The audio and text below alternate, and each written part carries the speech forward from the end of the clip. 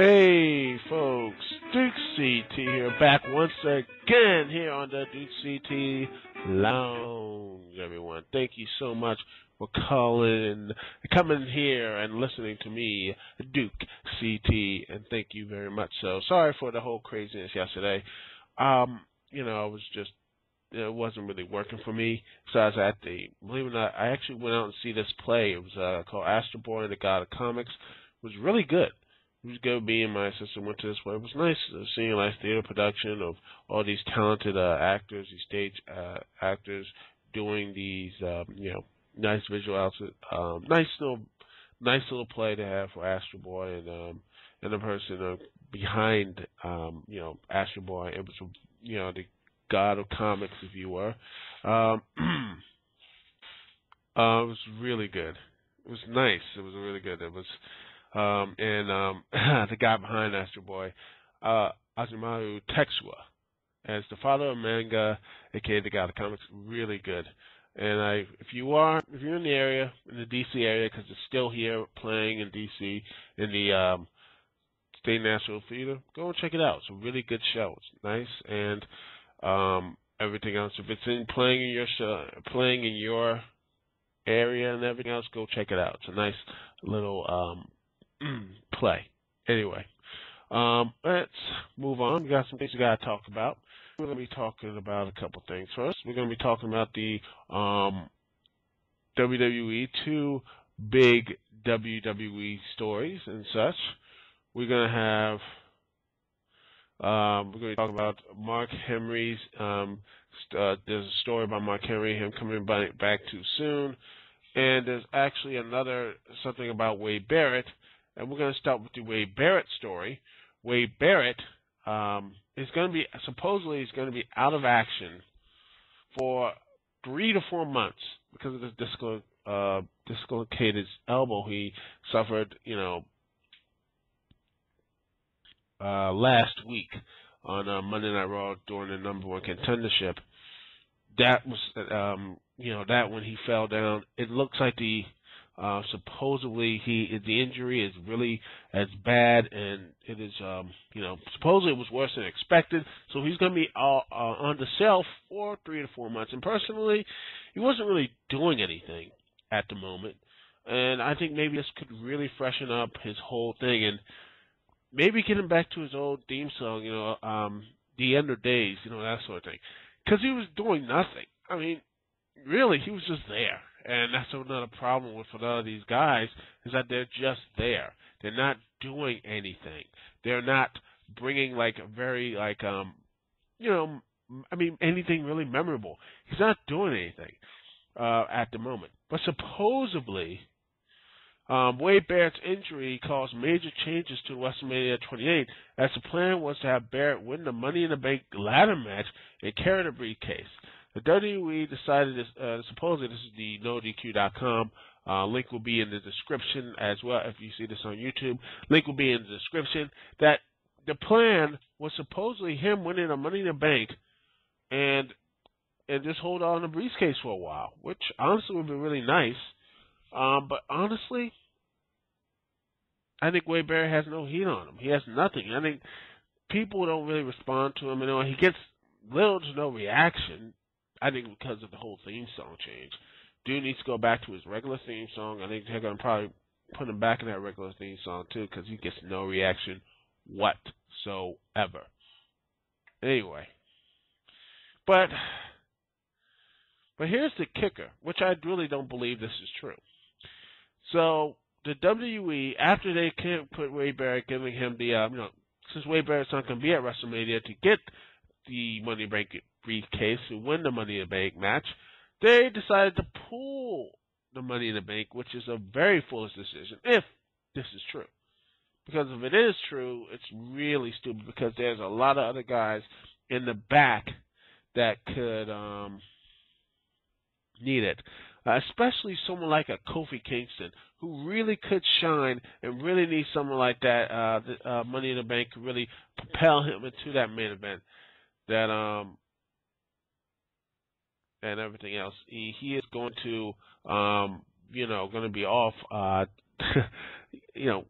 Kofi Kingston's going to could really go like, wow, man, Kofi Kingston could really be something really positive. Someone that, man, Kofi could really be in that main event spot, which I think would really freshen it up because Kofi's not doing much. It's just being this random black team with our truth. We're trying to continue on the whole. I think honestly he would be still in this whole air boom thing. To me, it's just sad because honestly, Kofi. I'm not saying tag divisions are, I don't like tag divisions, tag matches and stuff because they actually were in a pretty good tag match. But, most of the crowd wasn't really into because, honestly, no one really cared about the tag teams in there. Whose fault is that is? And personally, in my opinion, the WWE should, honestly, my personal opinion, should get rid of the tag division. And just say, you know what, until we can get a good structure, a good actual tag division, and rebuild it from scratch, we can't do anything. Just give a storyline reason, and we'll just have tag matches as specialty matches, and then until the teams start to rebuild and build up and real good teams instead of random mismatched teams that have no heat with each other, they just started teaming for a week, and then they just, they're the tag champs. Or established tag teams just holding the belts for like over a year, but yet no one really cares about that. They don't really defend the belts, so honestly, they held on to the belts, but no one really cares about them. Until the WWE has at least 4 or 5 good teams, 5 or 6 good teams that actually can challenge for the tag team titles and actually look good and what have you, the tag team division should not be there anymore. But that's just my personal opinion. Leave a comment if you think I'm wrong or right or what have you. Anyway, as for Wade Barrett's injury, it sucks. And supposedly it's so bad that he can't even tweet anymore, which I don't know what that means. And everything else. But anyway. Let's move on. Let's move on to the other WWE story. Mark Henry. This is involving Mark Henry and his supposedly way out of the WWE. This is on NoDQ.com as well. It says right here, on the December 12, 2011 edition of Monday Night Raw, Henry pulled his groin during the match against John Cena. Testing done during the week revealed that the injury was more severe than originally believed. The majority of the WWE creative forces wanted to give an easier schedule for Mark Henry. Give an easy schedule for a few weeks to let the injury heal. But Vince McMahon was described as being less than sympathetic to Henry's plight and decided to have him lose the world title to Daniel Bryan the following week at TLC. McMahon didn't think Henry should have taken the time off to heal and pushed him to continue making the scheduled dates. This has led to frustration to Henry's part. Henry's contract with WWE is set to expire this year, and Torch says that the tension could have led Henry not to renew, which is why he's been losing the majority of his matches. I can see that, and honestly, the WWE, and this actually is a microcosm of the problems in the WWE, this old mindset of Vince McMahon trying to force his wrestlers, even though they're hurt, to continue on and everything else. And let's be honest, I would have him drop the title to I'll have him drop the title of the show and everything. And have Big Show become a heel, because honestly, he's not doing anything. I know Daniel Bryan has been doing really good as a heel, so what have you. But to me, I mean, it just seems like it's a rush. They rush it. They're trying to rush things instead of trying to take time. Say, you know what? Let's Mark Henry get an easier schedule. Let him heal up, and then when he becomes 100%, then we can continue on. But Vince McMahon's like, no, we want to keep pushing it. We're going to keep pushing it. We're going to keep doing this, that, and the other, which is wrong. You can't forcibly. I know it's a contract, independent contractors or what have you, but you know what? It's wrong. It's wrong to force guys to force people to continue this old archaic way of forcing them to do all these scheduled dates and not letting them heal, and probably making the injury much worse. I'm sorry, it's a stupid mindset of everything else about this whole. Well, you have to act, have to work right through the pain. Yes, okay, fighting through the pain for get through a show, but to me, it seems like it's better for the long run if you actually sit the guy out for a while. And you know what? Personally, I think you should. I don't know. There's a lot of other big guys in the WWE who actually could be really talented. Say, I don't know, big Ezekiel Jackson, who actually could do something good with this push instead of just relegating him to say being Otunga's new Tunga's jobber or something. I don't get it. Being a Tunga's base to lose to a Tunga every match they're in. Someone like Ezekiel Jackson can be pushed at that next Mark Henry, that big nasty guy that people can actually oh my gosh, I'm fearful for. That would be a really good idea. That would be a really good idea to push, and you're like, bam, and just the guy can act seriously. You looked at his over the limit match with Wade Barrett. They were cheering him when he did those repetitive body slams over and over and over again. The guy, it can get over. And I think it's time for someone like the WWE can realize that. Is he the perfect wrestler? No. But he's a really talented big man who can actually is really athletic. So why not push the guy and make him look like saying, you know what? Let's look at him. Let's look at seeing what he can do. Let's look at seeing how this guy can be one of our pillars for the future. You already put the Intercontinental title on him, but that you just basically just let that go away for the wayside and make him completely, forgettable. You had him make him cheat to beat Drew McIntyre, which I don't know why. I mean, this dude's a brick house. He doesn't need to cheat to beat Drew McIntyre. That should be the other way around. I don't get this. It just really just puts me off how the WWE books these people. It's pathetic, it's sad, and overall, in the end, it just hurts the WWE more than it helps it. Anyway, I'm going to be taking a break right now. We'll be right back after this here on the Dukect Lounge.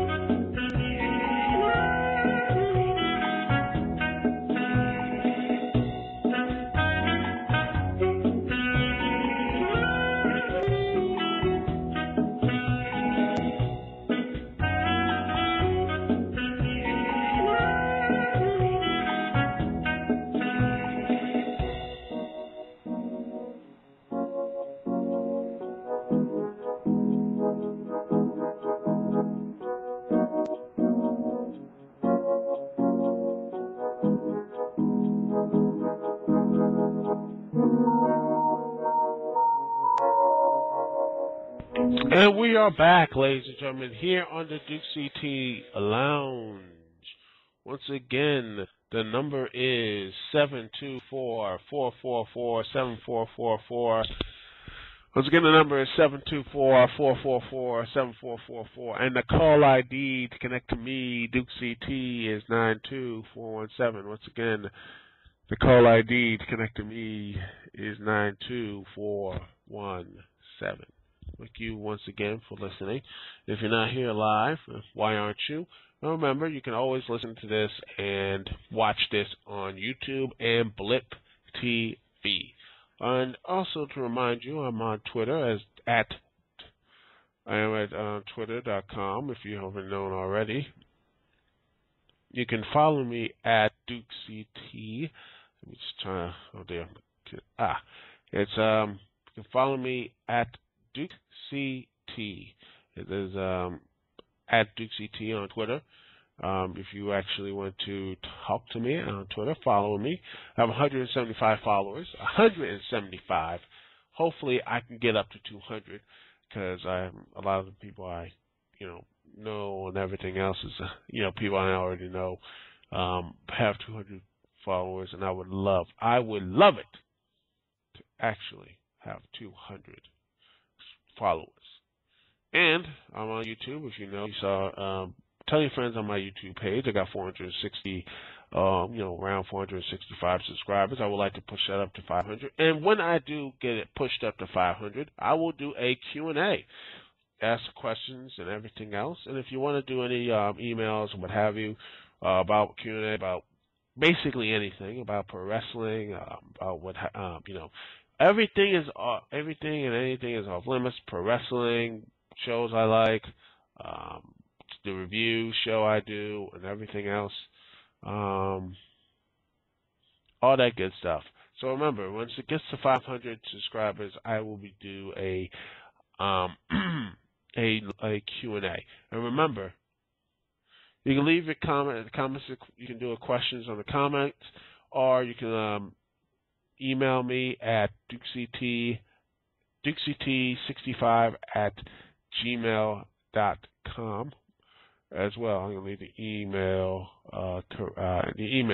for all of you too there in this description. You can email me and you can actually talk to me and tell you the questions, the Q&A, and everything else. Dukect65@gmail.com. Anyway, back to this, everything else. Back to the points, and back to the whole show.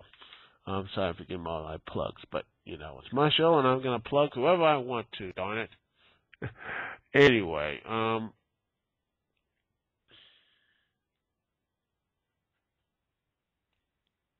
Are we also talking about, if you look here at the screen, if you're watching this on YouTube, I'm talking about Mass Effect 3. And there's been a bit of somewhat of a controversy about that. Mass Effect has, because let me tell you something, I love the Mass Effect series. I've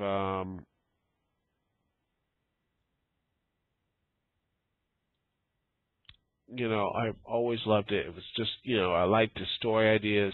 Mass Effect 2 was probably one of the best gameplays of a really good soap opera and that space soap opera. I loved the entire series. I really did. And I played the Mass Effect 3 demo, which looks really good, an extension of that, and the multiplayer, which is very fun.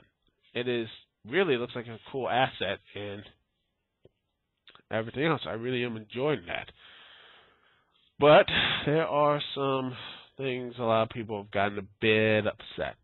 Just a small bit, a bit upset over the, supposedly, if you look down here at the escapist, I'm going to be looking up here, supposedly the looking at the escapist right here, the forums right here, is that I actually posted up this as saying the Mass Effect, the Mastery ending spoilers. The spoilers have came out, data mining and all the good stuff. It's come out and it says that, well, guess what? Supposedly that you're going to, well, kick the bucket. That's what the whole thing is saying. They're saying that there is no good happy ending. There is all the endings supposedly are depressing, and there's a sense of purpose in front of both games. Mass Effect 1 and 2 are supposedly destroyed. That is supposedly the spoilers, and everything else a sad ending. I'm going to put spoiler tags and everything else. If you don't want to listen to it, I'm sorry. Here he goes. If not, I'm going to put spoiler tags.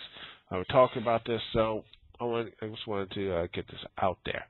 Anyway, we got a guest here. So remember, if you want to call in, 724-444-7444. And the call ID to connect to me, DCT, is 92417. Anyway, I'm talking Mass Effect 3 here, and the supposed evil spoilers. Everything else is supposed to, oh my gosh, it's going to destroy the gaming, and it's going to destroy Mass Effect, and people are getting really upset. In fact, there's some people has supposedly, believe it or not, has canceled their pre-orders. They have basically canceled the pre-orders. Supposedly, a lot of people did not like that. Supposedly people did not like the fact that you worked so hard, you did everything else, you got all the right missions, you did everything else. Also, you have like a gut punch of an ending. Honestly, I don't really like that. But then again, a lot of people have seen this, but honestly, I think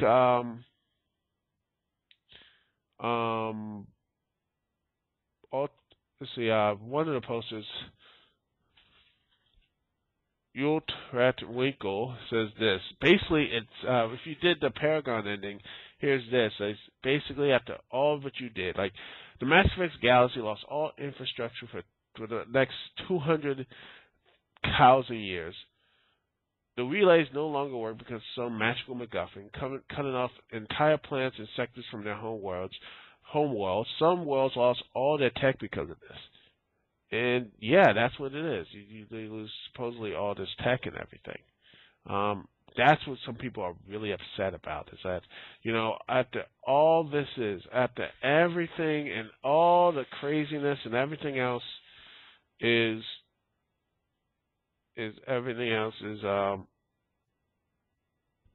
some people did not like the fact you get a dark victory or a Pyrrhic victory, something like that you saved the galaxy, but the galaxy is supposedly so screwed up and everything else. But then again, these are probably only 1 or 2 or 3 endings. It's not the entire thing. It's not the, oh my God, it's this destruction, there's nothing really can do about it, that sort of thing. It's not going to be that, supposedly it's not that bad, or supposedly not that, like, oh my God, you're destroying the whole world type of thing. Which I highly doubt that it's really that, going to be that is.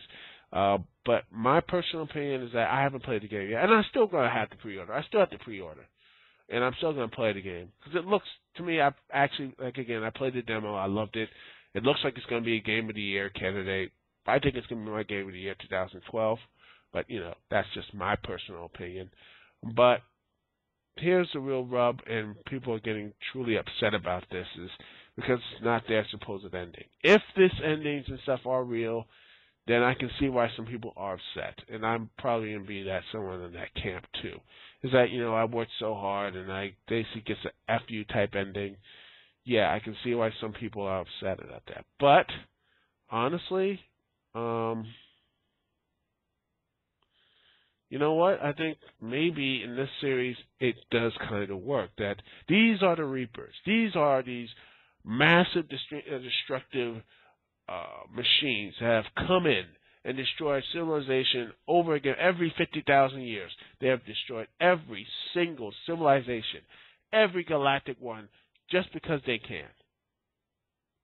Basically.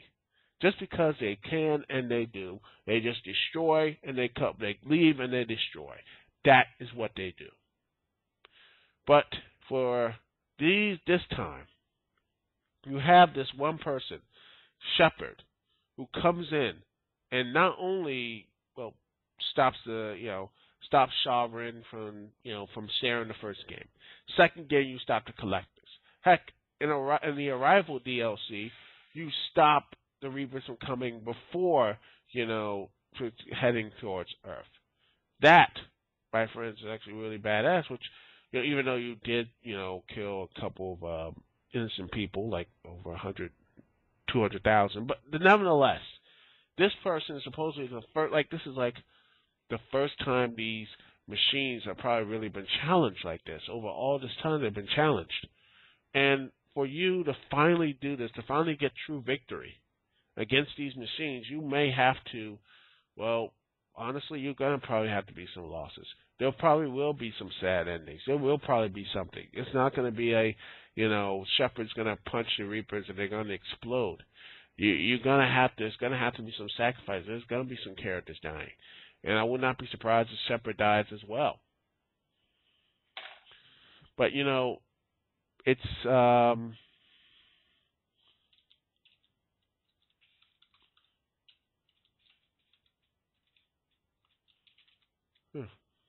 that's one of the things. It's gonna have to be that. It's gonna have to be everything else. It's gonna have to be these. Shepherd is gonna have to sacrifice. It's gonna have to be some type of sacrifice to save the world, and I get that, and a lot of people do.